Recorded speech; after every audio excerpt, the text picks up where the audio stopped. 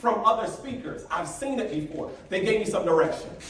I started to look back over my life. They said, take some of the things that you saw and the lessons that you learned from your life when you were younger and look at those different lessons a different way. I'll give you an example of what happened when I was younger, y'all.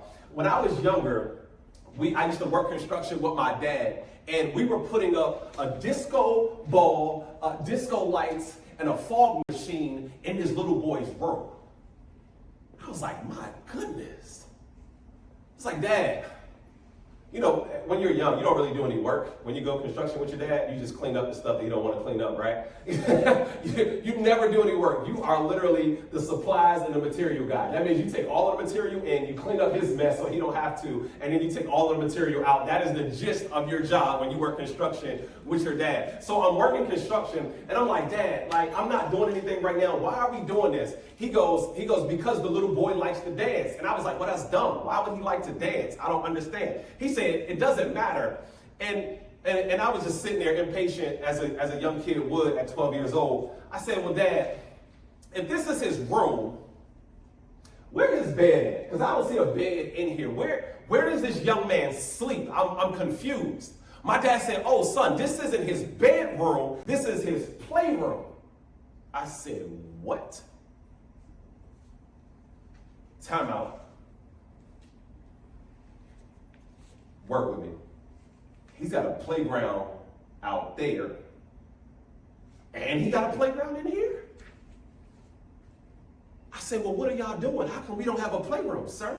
I said, well, sir, we don't have a playroom in the house. In fact, this little boy's playroom was bigger than the living room that me and my other 3 siblings, as well as my mom, had grown up in all our lives. I couldn't believe it. I wasn't even exposed to the idea of a playroom until I started to see it. Now, I had to add it to my blueprint. I knew it was possible, y'all. I knew it was possible. We got to start adding stuff to our blueprint because we know it's possible. In the college, I was watching T.I. and Tiny Family Hustle. They got this thing, it's called a white room. In their white room, it's all white couches, white carpet, it's like white fake plants and like white pictures, big old giant picture of a white tiger. And I'm like, oh my gosh, I know it's possible now. I want a white room, I added it to my blueprint. And almost 2 years ago, y'all, I got my playroom and I got my white room.